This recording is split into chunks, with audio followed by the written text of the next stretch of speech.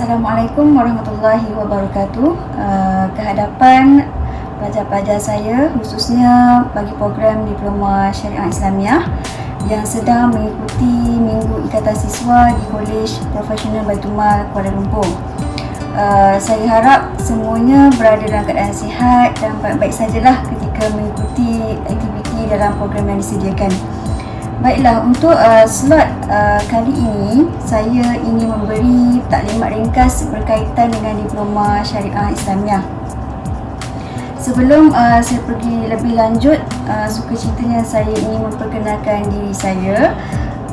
Saya tahu semuanya mungkin dah kenal melalui nama saya kerana kita telah pun bersama dalam WhatsApp group yang telah saya buat sebelum hari pendaftaran yang lepas. Okey, nama Ustazah Putri Liliana binti Kuat Berhalim.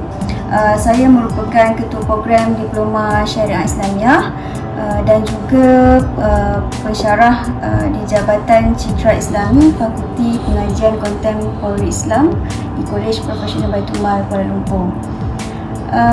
Pendidikan terakhir Ustazah di Universiti Al-Azhar, Iskandariah, Mesir, dan telah berkhidmat di KPBKL lebih daripada 10 tahun. Baiklah, bercakap mengenai Diploma Syariah Islamiah, ataupun singkatannya DSI ya. DSI ini merupakan satu program di dalam kategori pengajian Islam. Berbeza dengan 4 program homegrown yang lain yang berada di bawah Fakulti Pengajian Kontemporari Islam, iaitu DPHU, DPZW, DPM dan DPIH. Keempat-empat program homegrown tersebut di bawah kategori pengajian muamalat. Berbeza dengan DSI, dia merupakan satu program di bawah pengajian Islam. Okey, DSI ini di KPBKL telah mula ditawarkan pada tahun 2019, iaitu melalui ambilan April 2019, kemudian diikuti dengan ambilan Julai dan seterusnya ambilan September. Jadi pelajar senior bagi program DSI ini ketika ini berada di semester 3, nak masuk ke semester 4 lah, dan bagi ambilan September itu berada di semester yang ke-3. Okey. Dan pada tahun ini 2020, ambilan sulung di tahun 2020, iaitu anda semualah yang sedang berada di semester 1. Dia memang DSI baru ditawarkan, berbeza dengan 4 program homegrown yang lain yang telah pun mula ditawarkan seawal 2015. Sebab tu jumlah pelajarnya lebih ramai berbanding dengan DSI. Baiklah, setakat ini DSI akan ditawarkan melalui mod sepenuh masa lah, belum lagi ditawarkan secara separuh masa, dan pengajiannya selama 2 tahun 6 bulan, iaitu 2 tahun di kampus dan 6 bulan pelajar-pelajar DSI akan menjalani praktikal di industri. Okey,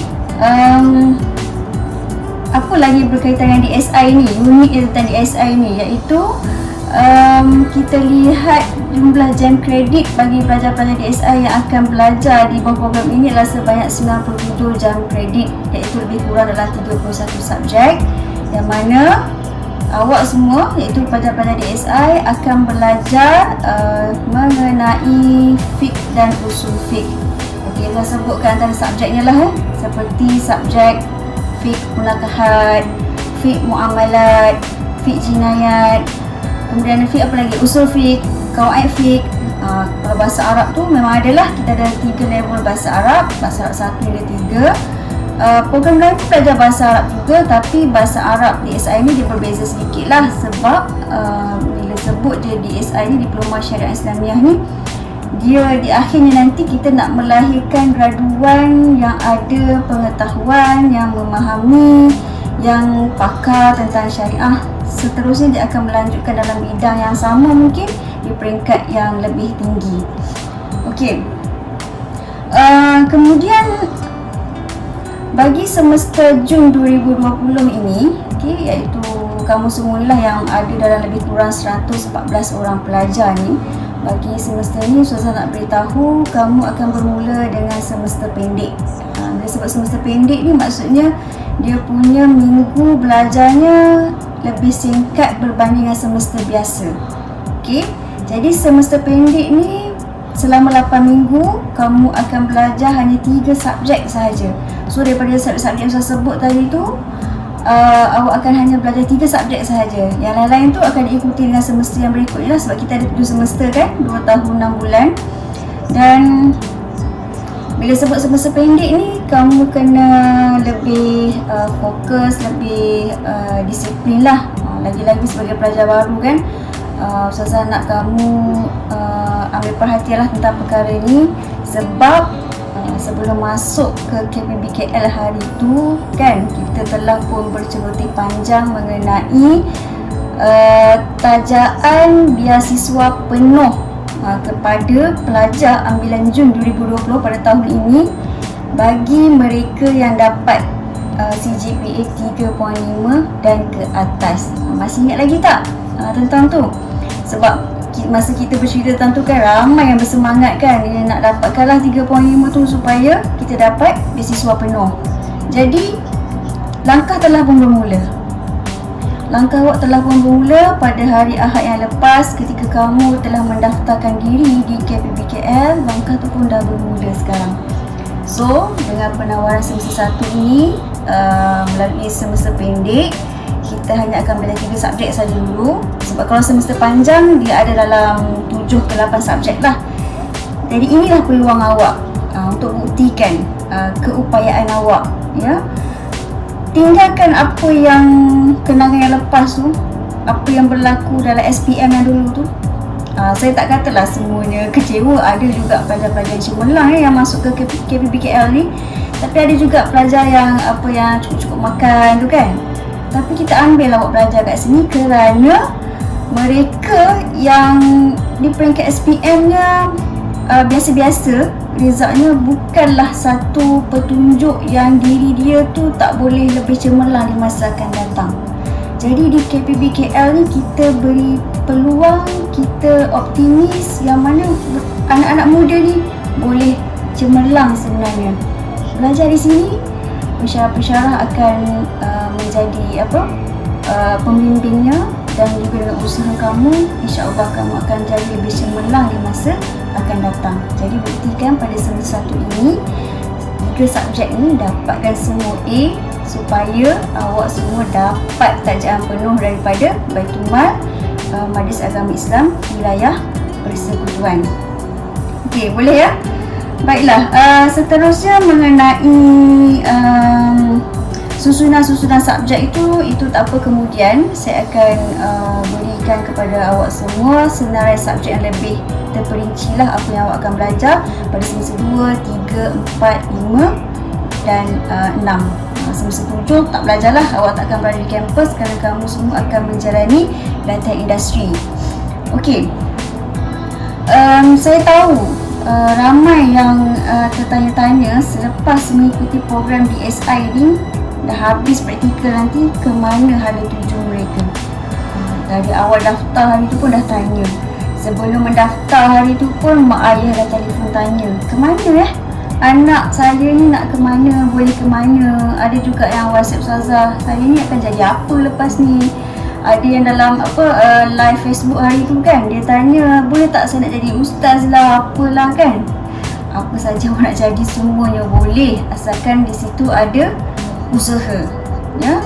Ikut jalan yang betul, insya-Allah awak boleh mencapai apa yang awak impikan. Jadi jangan terkenang-kenang apa yang dah berlaku kat sekolah dulu, dengan result SPM dulu ke apa ke, tinggalkan semuanya kat belakang. Kita mulakan kehidupan baru di KPBKL ni tadi.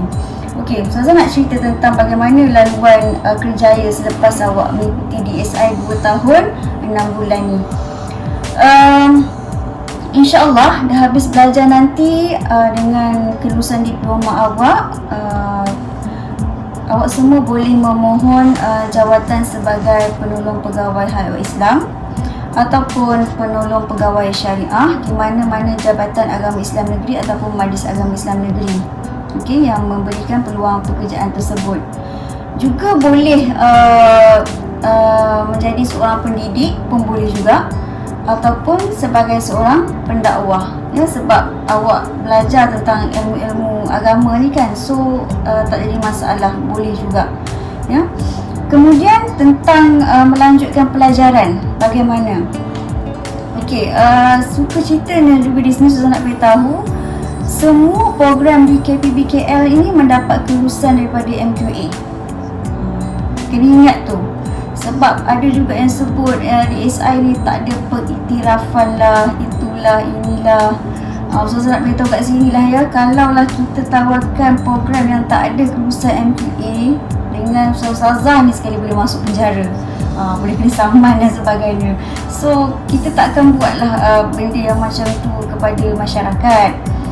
Secara logik ni kita boleh lihat, ya, dah berapa lama dah penubuhan KPBKL ni. Lepas ni cuba cari dah berapa lama dah penubuhan KPBKL ni.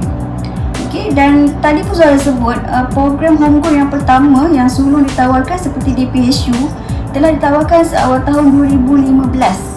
Sekarang ni dah melahirkan beratus-ratus graduan. So takkanlah kita nak tawarkan diploma yang tidak mendapat pengiktirafan. Kemudian kita pula dapat pembiayaan, awak boleh dapat pembiayaan daripada PTPTN, dapat beasiswa daripada Baitul Mal Mawib. So takkanlah pihak-pihak ini nak memberi pembiayaan kepada program yang tidak mendapat pengiktirafan.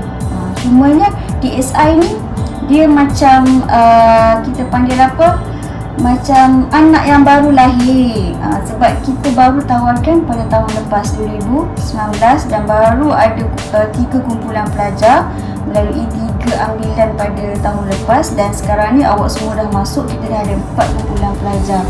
So alhamdulillah lah. Jadi jangan ragu-ragu dengan kesemua program yang ditawarkan di KPBKL. Dengan secara penubuhannya, dengan pengurusan tertingginya, kalau kamu boleh lihat rektor kita, ya, seorang insan yang hebat, timbalan rektor kita kan. Jadi sudah tentulah program-program ni telah pun mendapat pengiktirafan dan insya-Allah dapat menjamin masa depan kamu semua kelak lah. Okay. So secara ringkasnya itulah yang saya nak kongsikan dalam slot kali ini. Selanjutnya kita akan berjumpa pada siri-siri akan datang. Ya, pengajian kamu pada tahun 2020 ni bermula dengan norma yang baru, iaitu kamu akan belajar dalam kelas, dan ada juga waktu-waktu tertentu akan belajar secara online dengan pensyarah, ya. Jadi mungkin pertemuan kita selepas ini pun secara online lah, sebab kita masih dalam PKP kan. Jadi kita ada SOP yang perlu kita ikut. Jadi inilah cara pembelajaran awak di tahun ini, tak sama macam senior-senior. Senior semua belajar secara online. Jadi walau macam mana pun cara belajarnya, kesungguhan tu kena ada, disiplin tu pun kena ada, ya. Sebab dalam untuk ilmu ni memang ada cabaran, ada dugaan. Okey. Besar kecil ia bergantung kepada individu tu lah. Semuanya satu je kita kena ingat, semasa awak melangkah masuk ke KPBKL hari Ahad yang lepas tu, apa niat awak? Pada malam tu kan bercakap dengan mak ayah, nak belajar di KPB ni, apa yang awak dah apa harapan mak ayah awak dan apa yang awak dah janji dengan mak ayah awak kan. So ingat balik semua tu, apa juga dugaan dan cabaran, hadapinya dengan tabah. Boleh berjumpa dengan Ustazah kalau ada masalah peribadi ke, masalah tak nak belajar ke, jumpa dengan Ustazah, ya, sebagai ketua program kamu. Jangan buat keputusan dulu, buat keputusan sendiri atau pendam seorang-seorang, tak buat assignment ke dan sebagainya, ya. Jangan macam tu, ya. Kemudian bila dah masuk alam IPT ni, dia tak sama macam zaman sekolah dulu. Okey, kalau zaman sekolah dulu cikgu akan bagi A, B, C, D. Di IPT tak, ya. Banyak yang kamu kena usaha sendiri. Mungkin sebelum pensyarah sebut pun awak dah kena cari dulu. Dia macam tu. Kita tak suap awak satu persatu. Di IPT cara belajarnya berbeza. Mungkin telah pun diberitahu oleh visi-visi awak kan dalam aktiviti-aktiviti sebelum ni. Jadi kena bersedia untuk berubah. Kemudian dari sudut dari segi macam adab, akhlak dengan pensyarah, apa yang awak nak panggil dengan pensyarah tu, jangan guna istilah cikgu dah. Kat sini tak ada cikgu. Memanglah dia cikgu dan pensyarah tu pendidik dah juga. Cuma bila masuk IPT ni, kamu kena guna istilah yang betul. Ya, cara bercakap dengan pensyarah, walaupun kelas secara online, kita punya komunikasi tu dalam WhatsApp group, kena jaga adab-adab dan akhlaknya lah, ya, sesuai dengan apa yang awak telah belajar. Okey, so Ustazah tak ada nak cakap apa lagi, tak ada cakap panjang, sebab kita akan bertemu dalam siri-siri seterusnya selepas ini. So itulah gambaran secara ringkas tentang DSI. Okey, Ustazah harap kamu bersemangat untuk berkuliah pada Isnin yang akan datang ni, bersedia dan cubalah cari tips macam mana nak cemerlang dalam pelajaran. Kita target 3.5 dan ke atas kan, semua ni nak ulun dapatkan beasiswa penuh daripada Baitul Mal Maut ni kan, semua dapat cemerlang, nak buktikan pada mak ayah ni. So cuba cari apa tips nak jadi pelajar cemerlang ni. Tapi kalau tanya Ustazah senang je. Kalau nak jadi pelajar cemerlang, awak duplicate je apa yang pelajar cemerlang tu dah buat, tu je. Buat apa kita nak start dari bawah kan, nak try and error macam tu. Kita cari orang yang cemerlang tu, kita tanya dia macam mana cara dia belajar. Contoh kan, cara dia belajar, apa yang dia buat, macam mana dia dapat macam tu, ya. So itu dia berkaitan dengan pemilihan kawan lah. Siapa kawan awak, itu pun penting ya. Sebab kalau kawan ni asyik yang tengok movie je kan, tak apalah, assignment tu nantilah, kita copy paste lah, tak boleh lah macam tu ya. Okay, so insyaAllah kita jumpa lagi selepas ni. Itu saja daripada saya untuk slot kali ini. Tolong jaga diri semua, janganlah asap-asap sangat. Kalau demam ke apa, segeralah dapatkan rawatan, sebab kita akan berkuliah selama 8 minggu berterusan. Selepas tu awak akan menduduki peperiksaan akhir. Dan saya sudahi dengan wabillahi taufiq wa hidayah. Wassalamualaikum warahmatullahi wabarakatuh.